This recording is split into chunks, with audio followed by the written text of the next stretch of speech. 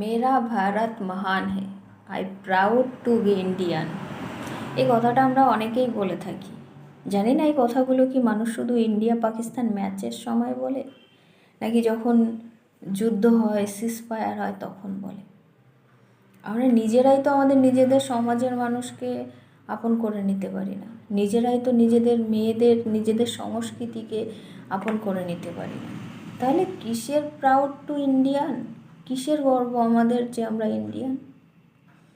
সেটা যাই হোক, কথা হলো যে যখন আমাদের ইন্ডিয়ায়, আমাদের ভারতবর্ষে কোনো রেপ কেসের ঘটনা আসে,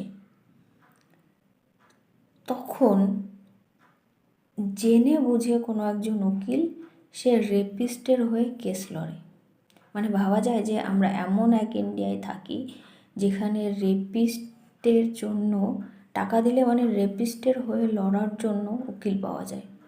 আর তার থেকেও ইন্টারেস্টিং জিনিস যে মেয়েটাকে যখন রেপ করা হয় তখন মেয়েটা যে নরক যন্ত্রণা ভোগ করে না, তার থেকেও বেশি যন্ত্রণা আমার মনে হয় যখন ওই রেপিস্টের উকিল ওই মেয়েটাকে নানানভাবে নানান প্রশ্ন করে উল্টোপাল্টা, যেমন টিভি সিরিয়ালে দেখা যায়। বাস্তবে তো দেখিনি, কিন্তু দেখা যায়।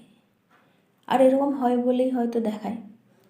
দ্বিতীয়, আমার এই প্রশ্ন যে উকিলগুলো এই রেপিস্টের হয়ে লড়ে, মানে প্রশ্ন করে তো কোনো লাভ নেই, এদের কাছে নানান উত্তর আছে, যুক্তিতর্ক আছে।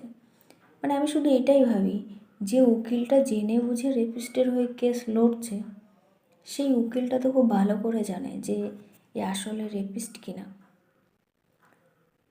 তো সেই উকিলটা কি অ্যাকচুয়ালি একজন মায়ের সন্তান নয়?